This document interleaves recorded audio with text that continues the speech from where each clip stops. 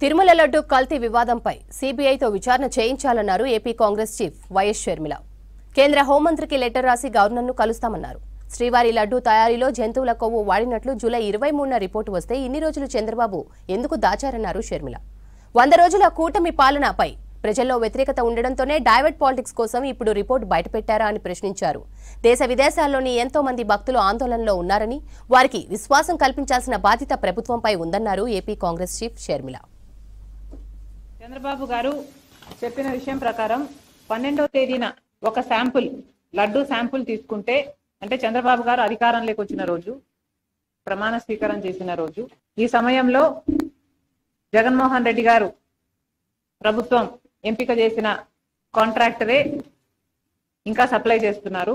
ఆ రోజున తీసుకున్న శాంపుల్లో బయటపడ్డ విషయం ఏమిటంటే, లడ్డూలు తయారు చేస్తున్న ఈ ఫ్యాట్ లో ఇవన్నీ ఉన్నాయని, soybean, sunflower, olive, rape seed, వీటితో పాటు బీఫ్ టాలో, ఫిష్ ఆయిల్ కూడా ఉన్నాయి అని. ఇంత పెద్ద విషయం కోట్ల మంది ప్రజలకు, వాళ్ళ భక్తికి, వాళ్ళ మనోభావాలకు సంబంధించిన విషయం, ఎంతో మంది సెంటిమెంట్స్, ఇమోషన్స్ కు ముడిపడిన విషయం. మన రాష్ట్రంలోనే కాదు, మిగతా రాష్ట్రాల నుంచి కూడా ఇక్కడికి వస్తారు. దేశ విదేశాల నుంచి తిరుపతికి వచ్చే వాళ్ళు ఉన్నారు. శ్రద్ధ, భక్తి, శ్రద్ధలతో ఈ ప్రసాదం నిజంగానే కళ్ళకద్దుకొని తీసుకునే వాళ్ళు కోట్ల మంది ప్రజలు. బీఫ్ టాలో, ఫిష్ ఆయిల్ కూడా ఉన్న, ఈ పదార్థాలు కూడా ఉన్న లడ్డూని ప్రసాదంగా ఇస్తున్నారు అని చంద్రబాబు గారు నిన్న చెప్పడం జరిగింది. చంద్రబాబు గారు ఇంత పెద్ద విషయాన్ని మీరు ఇంత సునాయాసంగా, ఇంత క్యాజువల్ గా ఎలా తీసుకోగలిగారు? కోట్ల మంది ప్రజలకు, వాళ్ళ మనోభావాలకు సంబంధించిన విషయం.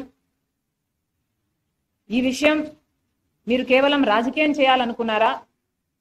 కాబట్టే ఇంత సునాయాసంగా దాన్ని ఒక పాసింగ్ కమెంట్లా మీ 100 రోజులు సెలబ్రేషన్స్ లో భాగంగా చెప్పారా? లేదు, నిజంగానే చంద్రబాబు గారికి దీని సివియారిటీ ముందే తెలుసా? ముందే తెలిస్తే మరి ముందే ఎంక్వైరీ ఎందుకు వేయలేదు? ప్రజలకు ఎందుకు చెప్పలేదు? ఇంత ఆలస్యంగా 100 రోజుల తర్వాత తాపీగా మీరు చెప్తున్నారంటే మీ ఉద్దేశం ఏమిటనుకోవాలి? చంద్రబాబు గారు తన 100 రోజుల పరిపాలన మీద జనాలు ఒక రిపోర్ట్ ఇస్తారు, ఒక అభిప్రాయం వాళ్ళు ఏర్పరచుకుంటారు. కాబట్టి తన వైఫల్యాలు కప్పిపుచ్చుకోవడానికి, వైసీపీ మీద బురద చల్లడానికి ఈ 100 రోజుల వెన్యూను ఎంచుకున్నారా? ఏమీ అర్థం కావటం లేదు. చంద్రబాబు గారు సమాధానం చెప్పాలి. ఇంత పెద్ద విషయం ఇంత సునాయాసంగా చంద్రబాబు గారు తీసుకోవడాన్ని కాంగ్రెస్ పార్టీ ఖండిస్తుంది. సిబిఐ ఎంక్వైరీ జరగాలి.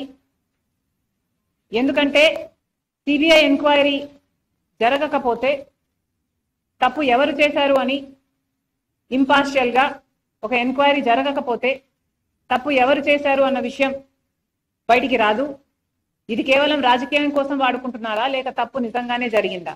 ఒకవేళ తప్పు నిజంగానే జరిగింటే తప్పు చేసిన వాళ్ళను శిక్షించాల్సిన అవసరం ఉంది. ఎందుకంటే వాళ్ళ మీద యాక్షన్ తీసుకోకపోతే మిగతా వాళ్ళు కూడా ఫైనాన్షియల్ బెనిఫిట్ కోసం ఇదే తప్పు చేసే ప్రమాదం ఉంది. కాబట్టి కాంగ్రెస్ పార్టీ ఈరోజు హోమ్ మినిస్టర్ గారికి, అమిత్ షా గారికి ఒక లేఖ రాస్తున్నాం, సిబిఐ ఎంక్వైరీ జరగాలి అని.